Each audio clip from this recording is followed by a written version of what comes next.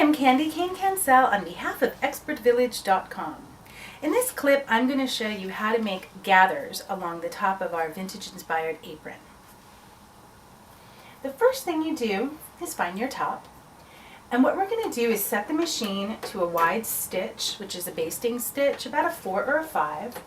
And you're going to be running 2 rows, one on top of the other, just along the top.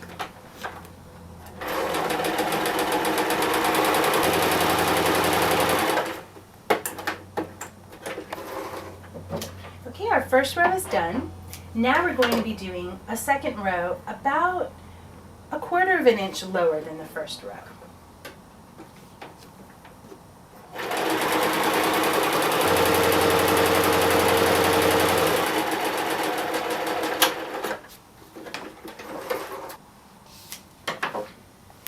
Now, in order to create the gathers, what you do is you take the 2 top threads, one from each row, you pull them out, leaving the bottom threads just hanging, and you're just going to gently pull. And as you pull, you see how it creates gathers. You just pull and you keep sliding the gathers across. And we're going to pull this in so that the measurement will go from a 24-inch across to about a 22-inch. So it's going to be about 2 inches worth of gathers. Just pull all the way across, and you want to keep your gathers as even as possible. Okay, that looks good. The next step that we're going to do is actually put in a permanent stitch.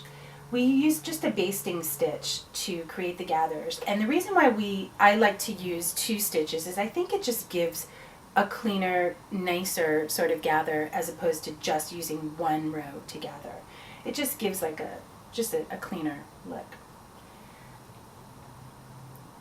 Okay, so now we set the machine to a lower stitch, about a 2.5, and we're just going to put it back in the machine and just stitch this in so that the gathers stay permanently. So it's important to note that when you are stitching in your gathers in a permanent stitch, you want to go slowly so that the gathers don't slip and slide or you don't lose any of the gathers.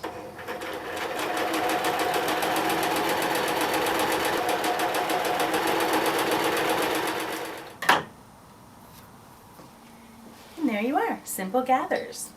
For more info on this topic, feel free to check out my website at candyland.com.